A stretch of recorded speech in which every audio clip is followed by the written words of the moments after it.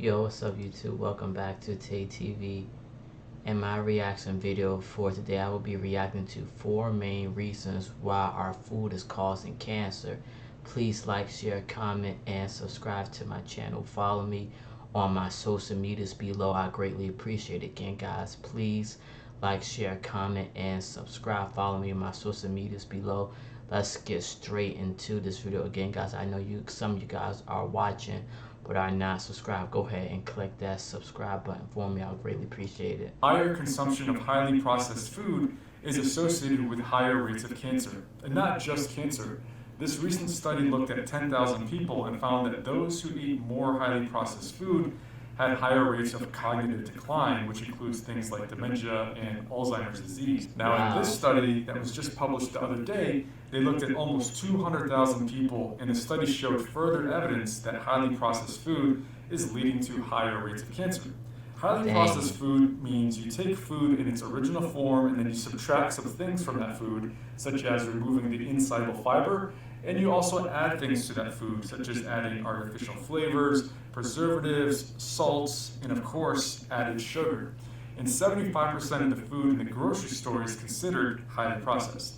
This food includes things like frozen dinners, prepackaged soups, pizza, condiments, hot dogs, sausages, pepperoni, cold cuts, french fries, soda, chips, cookies, cakes, ice cream, donuts, and candy. And he's naming all the foods we like to eat. The more processed food you eat, the less unprocessed food you eat. And so it becomes a double whammy when you're missing out on all the health benefits that come along with eating that unprocessed food.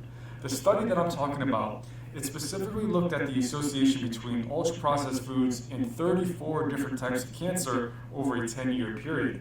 The amount of ultra-processed foods consumed by people in this study ranged from 9% of their diet all the way up to 41% of their diet. The researchers in this study looked at the patients' eating patterns and compared that with the medical records that listed their diagnoses, as well as the medical records that listed the number of deaths attributed to cancer.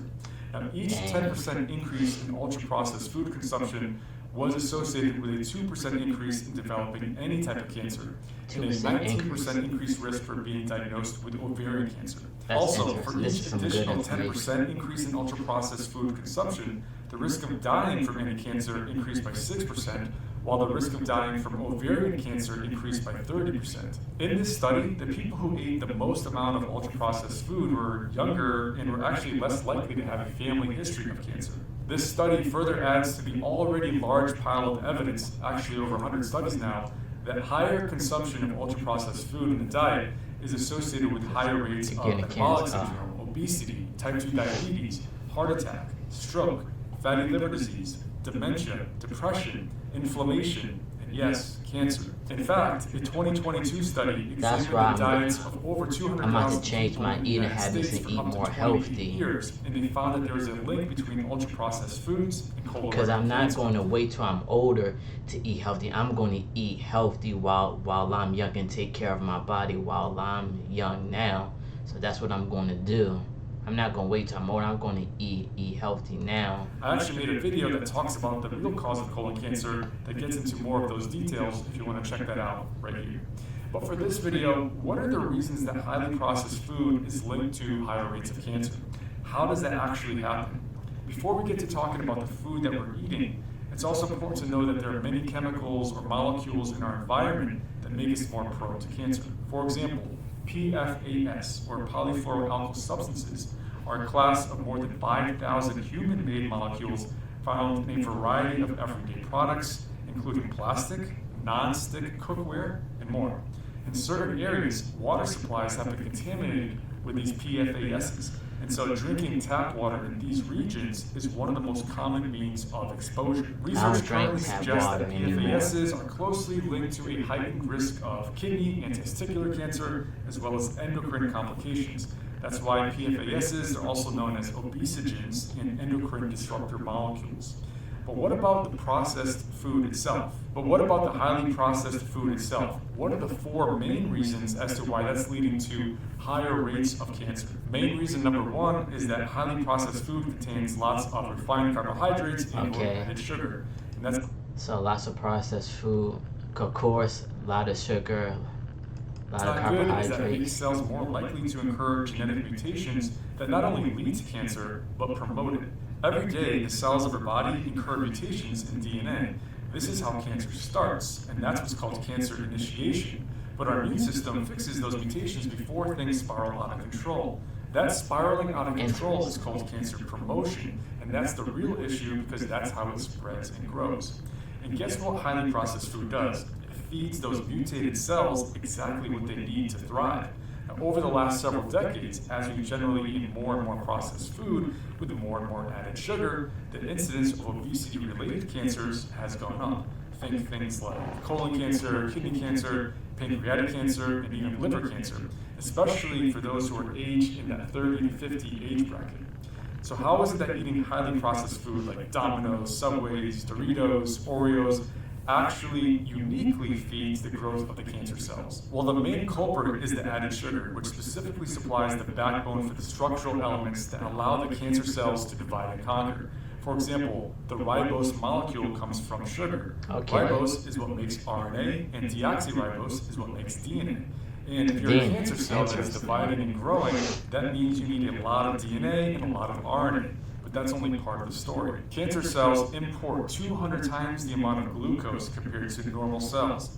Your cells contain an enzyme called PI3 kinase, which opens the glucose floodgates of the cell.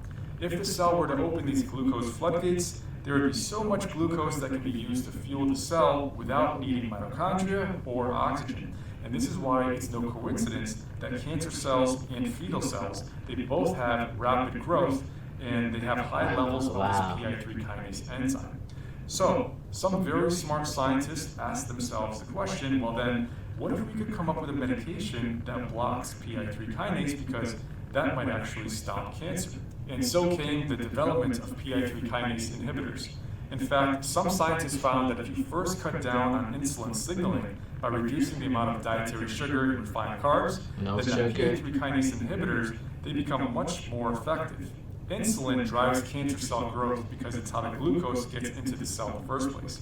You can think of insulin as being the key to the door, and PI3 kinase determines how wide you can swing that door open.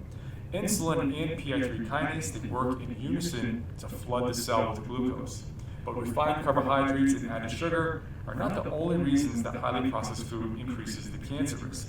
The lack of fiber is a big contributor as well. So main reason number 2 is that highly processed food is low in fiber. Most people, on average, consume about 10 to 15 grams of fiber per day, but the ideal is 30 grams per day. And why is fiber so important when it comes to preventing cancer, especially colon cancer?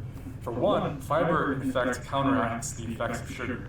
Insoluble fiber combines with the soluble fiber to form this gel on the inside of the intestine, specifically the duodenum, which reduces intestinal absorption by up to 25%. So this means slower digestion and absorption of that sugar, leading to a lower and a slower insulin release from the pancreas. Insoluble fiber also acts as a mild abrasive in the lumen of the colon, which dislodges and sloughs off those old dead cells, which are the cells that eventually lead to cancer. So basically, the insoluble fiber sweeps away those precancerous cells, thus reducing the risk.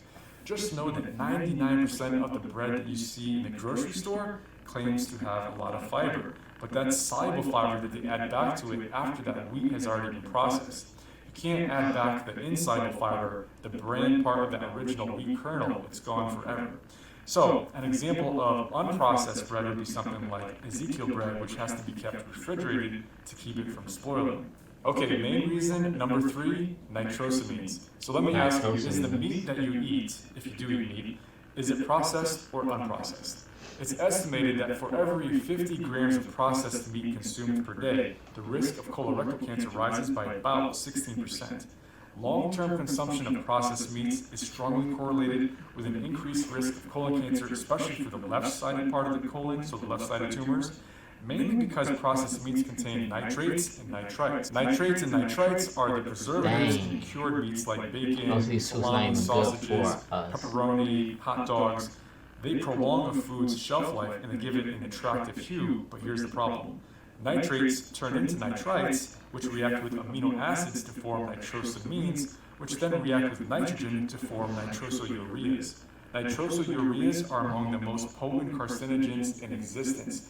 and they're associated with virtually every cancer of the GI tract, not just the colon. This is why nitrates and nitrites are classified as group 1 carcinogens, placing these foods in the same risk category for cancer as cigarettes and alcohol, and even asbestos. Okay, main reason number 4, trans fats. Most food you buy nowadays does not have trans fats, even the highly processed food. But are you secretly eating them without knowing it, and can that lead to cancer? Well, you can inadvertently make trans fats on your own right on your stovetop. So let's say you cook with an unsaturated fat, like olive oil, which is healthy, right? But if that olive oil is heated past its smoking point, which is around 350 degrees Fahrenheit, guess what happens? That olive oil molecule is easily converted from a cis to a trans fat. There's actually a 2019 study where they fried some falafel in canola oil at these very high temperatures, and then they mixed that oil into rat feed. The rats that were fed the fried canola oil diets had a higher incidence of gut inflammation and colon tumors compared to the rats eating canola oil that was cooked at lower temperatures. So just know that different unsaturated fats, they have different smoking points, and be aware of the smoking point of the oil that you're cooking with so that you don't inadvertently convert that to a trans fat. And then there's something called PAHs, which is not necessarily processed food related, but it's related to char grilling food, especially char grilling meats. And that's something that can lead to cancer as well, which I talk more about in this video right here.